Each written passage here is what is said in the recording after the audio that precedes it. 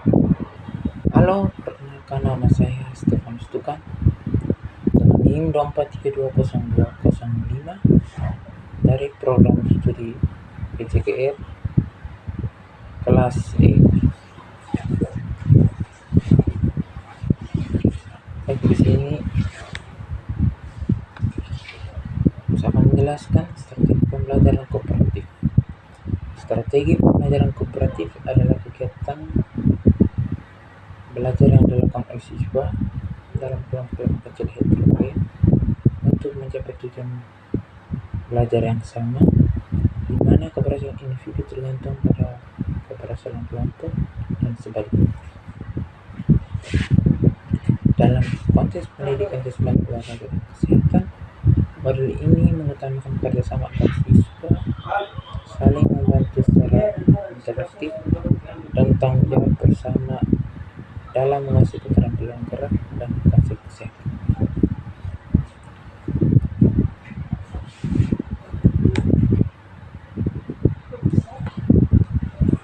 Mengenai strategi ini dibedah dari sisi konseptual dan operasional.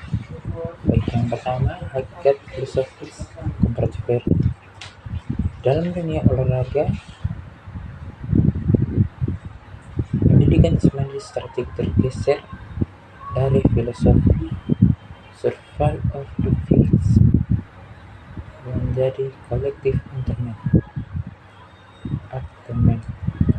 Definisinya adalah strategi pembelajaran menempatkan sistem dalam kelompok kecil,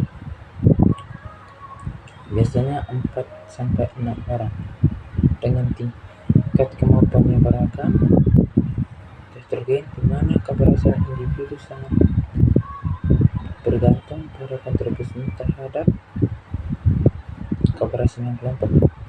Dalam pendidikan jasmani olahraga, ini berarti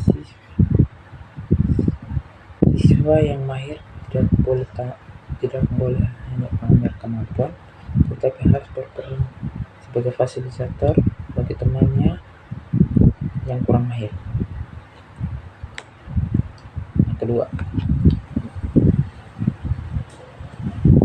ada 5 pilar utama analisis teoritis. Menurut Johnson tahun 1994, sebuah strategi baru disebut comparative learning jika memenuhi 5 pilar berikut. Baik, yang pertama, intervensi positif, yaitu guru merancang tugas sedemikian rupa sehingga siswa saling membutuhkan. Contohnya, dalam latihan estafet, satu pelari yang lambat akan mengaruhi hasil tim, sehingga pelari yang cepat termotivasi untuk melatih pelari yang lambat. Yang kedua, tanggung jawab perseorangan. Meskipun nilai diberikan kepada tim,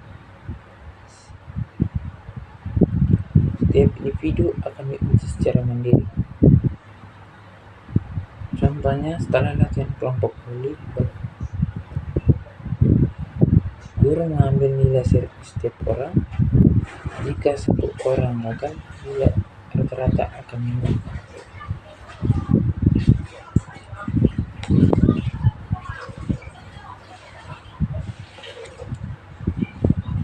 Yang ketiga, interaksi tatap muka. Siswa harus berada dalam jarak dekat untuk saling memberi umpan balik atau feedback gerak secara sistem.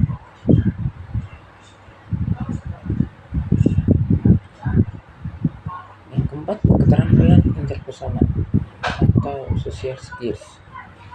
Guru secara sengaja mengajarkan cara berkomunikasi yang baik, cara memberi kredit tanpa menyinggung, dan cara menyemangati teman yang gagal melakukan gerak fisik.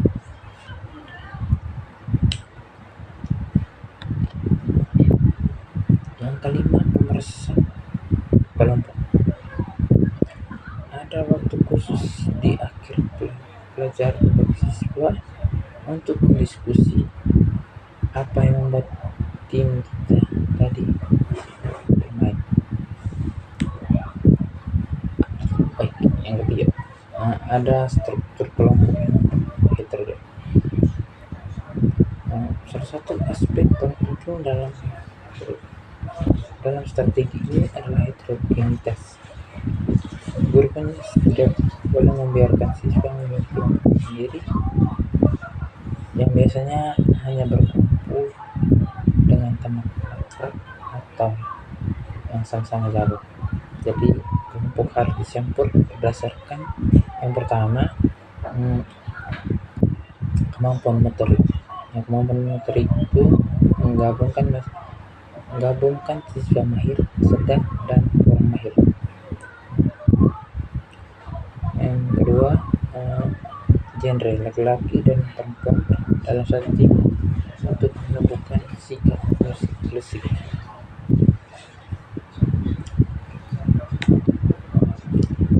Sini keempat, ada peran spesifik dalam kelompok terstruktural.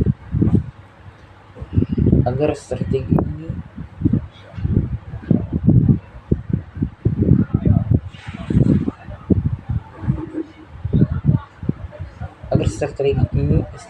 ini berjalan terperinci, setiap anggota kelompok dalam mekanisme olahraga kesehatan biasanya diberikan peran spesifik yang berganti-ganti setiap pertemuan. Yang pertama, ada kapten atau leader, pemimpin pemanasan dan mengatur strategi permainan. Yang kedua, pencatat atau skor, mencatat perkembangan hasil latihan teman-temannya.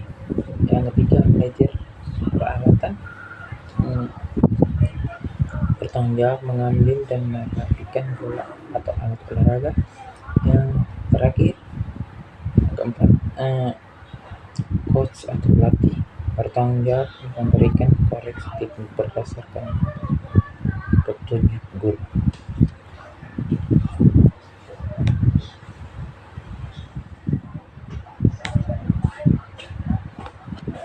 Baik, yang kedua ada tujuan strategi pembelajaran komparatif. Baik, tujuan utama penerapan strategi ini khususnya di pendidikan jasmani olahraga adalah meningkatkan hasil belajar. Memaksimalkan hasil belajar baik kognitif, pemahaman, aturan maupun psikomotorik, keterampilan gerak.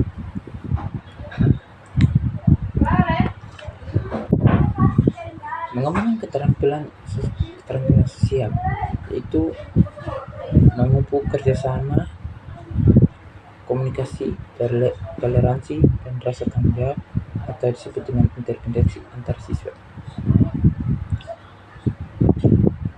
Yang berikutnya, keaktifan siswa, mengubah pembelajaran yang berpusat pada guru menjadi berpusat pada siswa, membuat pembelajaran lebih menarik dan tidak monoton.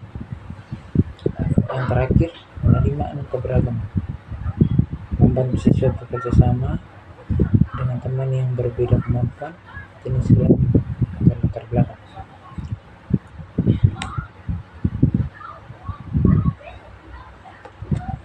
Baik, yang ketiga ada manfaat strategi pembelajaran komparatif. Dalam pembelajaran pendidikan jasmani dan kesehatan, manfaat ini diperoleh mengikuti pembelajaran yang bermakna, yang bermakna.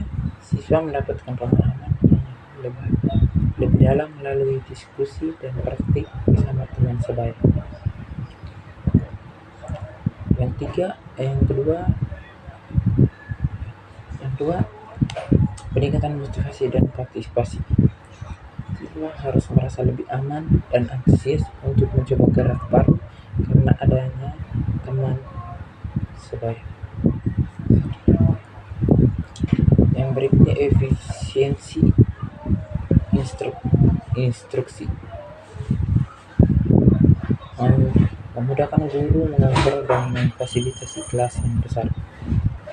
Yang terakhir, perkembangan afektif dan bukan rasa percaya diri, empati, dan sportivitas atau nilai karakter dalam olahraga.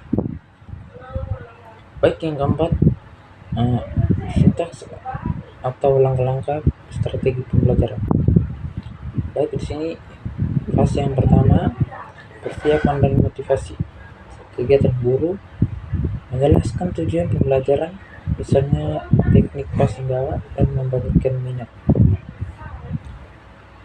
Terus aktivitas siswa mendengar dan memahami target yang harus dicapai kelompok.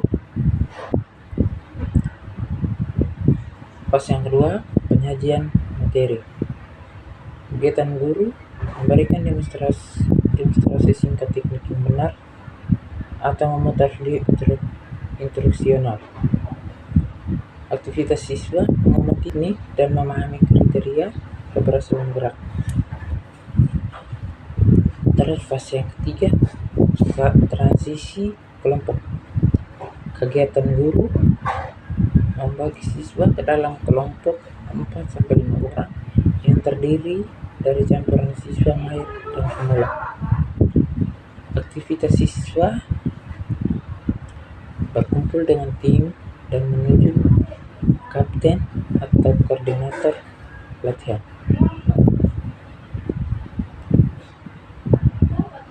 Baik, yang fase yang keempat, kelompok. Kegiatan guru berkeliling memberikan supervisi saat kelompok berlatih. Aktivitas siswa mahir membantu mengkoreksi gerakan teman-teman yang kesulitan. Baik, fase yang kelima,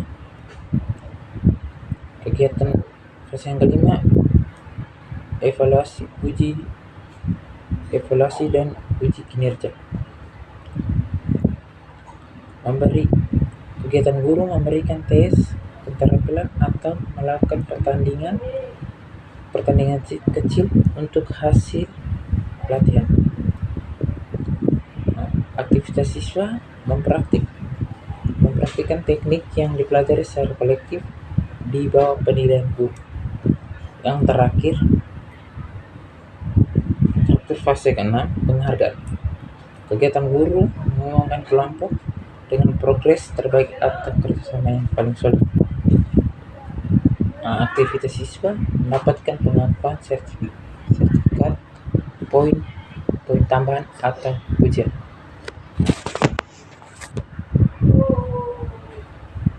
Baik, itulah hasil presentasi dari saya. Terima kasih.